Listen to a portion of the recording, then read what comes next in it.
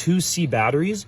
And what I'm doing here is I'm going to create a supercharger to open up and pop this open. What? So you don't want both positive ends on one side. You want to alternate it.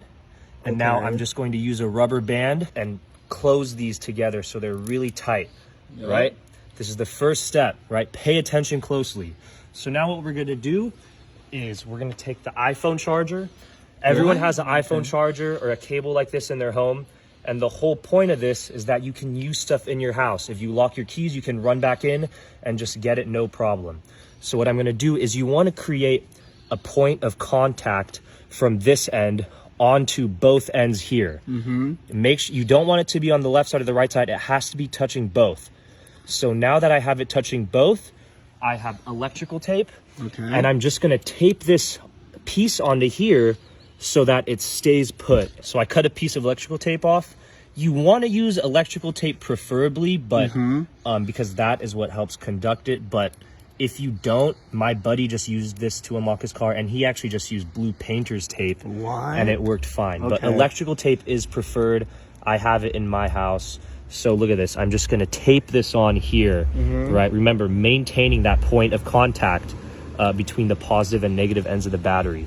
So I'm just going to press this on. So now you might be wondering, what are we going to use this other end for? This is going to go inside of this keyhole. So the gum that I used is that so it stays in. The way that this keyhole mechanism works is it'll automatically pop something out, but I put the gum so it's going to remain inside here. So the reason why I used gum is that it's a very good insulator, right? So we're creating basically a little battery here that's going to mimic the key fob that you click the button and it pops it open. So we want to maintain this electrical current throughout. So I'm going to use gum to not only keep this in place, but to act as an insulator, right?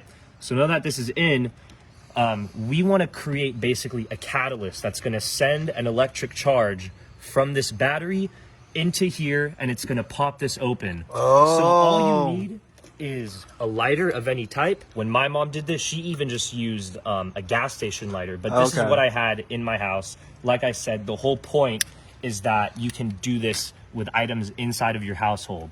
So when I touch this onto here, right, I'm just going to do light taps. You don't want to hold it on. You just want to do light taps, and you want to make sure that the flame is in contact, same as with the charger, with both the positive and negative side. That is what's going to create the electric charge up here. So I'm going to do this here and watch closely to what happens. This should pop up and let us inside and get our keys.